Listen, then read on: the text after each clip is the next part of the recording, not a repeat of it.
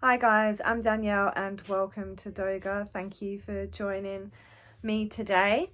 I am from southwest London. I am going to be 42 years old this month. I have two grown daughters. I go to work every day. I just do the usual stuff. But I have been invited by a child of God to speak about something that is important to me and hopefully will encourage and inspire others to take their journey with the world of movement. And that is what Doga essentially will be talking about. It will be talking about movement, and it will be coming from the aspect of yoga, as that is my chosen method of movement predominantly. I do still enjoy a jog, maybe getting on a bike, swimming. I love all forms of movement. However, the journey that I am currently on is with yoga.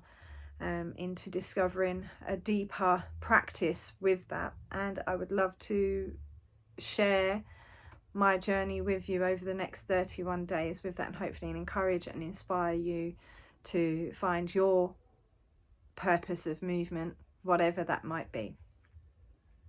I'd like to thank Ike for his previous 30 days of sharing the Recovery with Ike journey.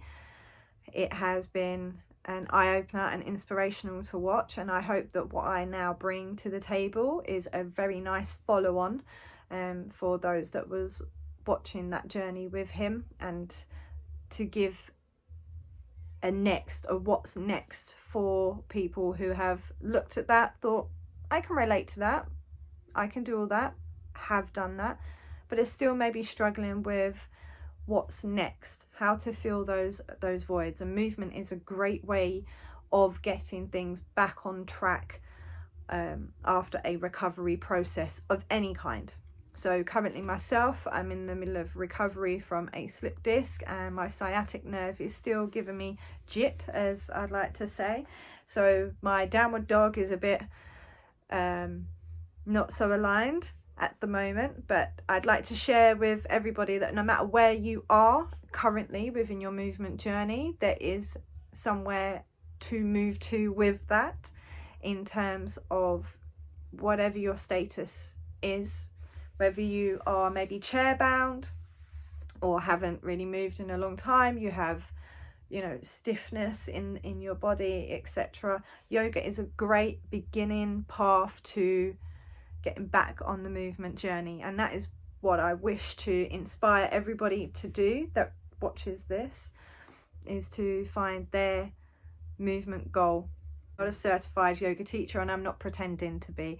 I just have gained some knowledge along the way, and looking to gain more knowledge. I'm going to be starting a course in September around yoga nidra, which we can go into a little bit more depth into down the line, which will hopefully, if I learn enough, then certify me to practice that with other people.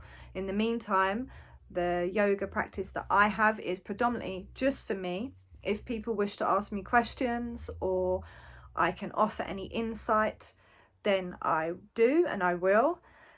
That's probably why I've been asked to join the platform and to help inspire other people with those choices that they might make towards movement. We will cover a variety of items. It won't just be about physical movement. It will also cover the mental aspect, the spiritual aspect, as that is what yoga encompasses. That is the meaning of yoga. Yoga is union, mind, body, spirit, bringing it all together.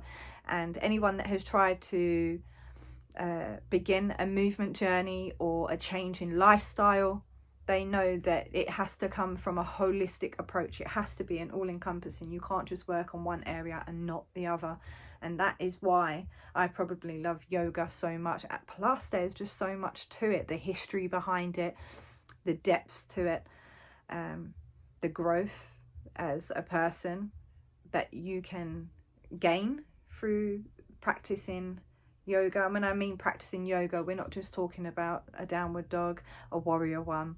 There are meditative and breath works that are encompassed in that to channel through anything that's needed. That could be emotion, that could be a physical trauma that we hold. Sometimes we end up in situations where we feel we've done our best with a particular situation, but it does take its toll on our body, and that would be then called a trauma to the body. And yoga is a great practice in many forms to help release those, to channel us to become our better selves, which essentially is what we are probably all trying to achieve: a sense of enlightenment, joy, bliss.